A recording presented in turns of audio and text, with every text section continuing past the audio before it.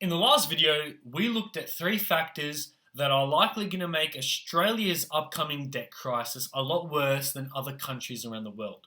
And one of the factors we looked at was Australia's massive banking bubble. And today, we're going to dive into that.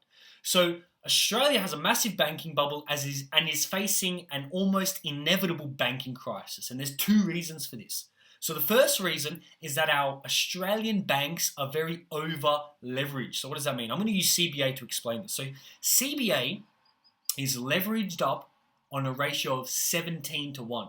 So what does that mean? If 1% of the money owed to CBA is defaulted on, that is a 17% reduction in their assets on their balance sheet. Why? Because they're leveraged up on a ratio of 17 to 1. So only a small amount of defaults is enough to send the bank bankrupt. With a ratio of 17 to 1, the amount of defaults needed to go bankrupt is 5.8%. You get that by doing 100 divided by 17, divided by the leverage ratio.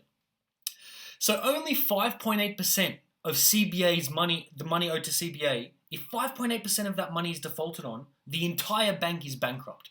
So because these banks are over leveraged, it would only take a small amount of defaults to send them bankrupt. They're in a massive bubble, very exposed to their debts, to the money. So the second factor is that these banks have been lending irresponsibly. So over the last 30 years, as the property bubble has performed very well and new money keeps coming in, the banks have been lending to so many people. And why? Well, because that's how they make money, right? They're a bank. They make money off the interest. So the more loans they lend out, the more interest they get. And when they're in the upturn of the cycle, the credit expansion phase, and it's all good times and optimism, the property bubble keeps going up and whatnot, they're happy to lend to people that don't really have the income to service that debt. They're filled with optimism. They're like, you know what, this borrower doesn't really have the income, but let's just give him the loan so we can get the interest anyway. So they've been lending to borrowers that don't really have the income to service their debt. So a lot of the loans that these Australian banks are lending out are bad loans. They're bad loans. Why are they bad? Because there's a high probability of default. And there's a high probability of default because, as we said, the borrower doesn't really have the income to service the debt he's taking on.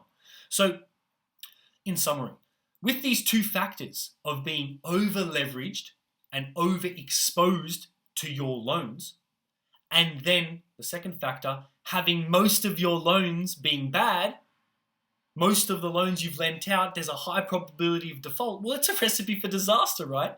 If CBA only needs a default rate of 5.8% for them to go bankrupt, well, if most of the loans are bad, they're going to have a much higher default rate than 5.8%. So these banks they're very vulnerable. They're in a big bubble, a very tight, big bubble, because they're over leveraged. And the bubble is very, very likely going to pop because most of the loans in this bubble, most of the loans they've been lending are bad loans. So there's a high probability of default. So hopefully this video made sense.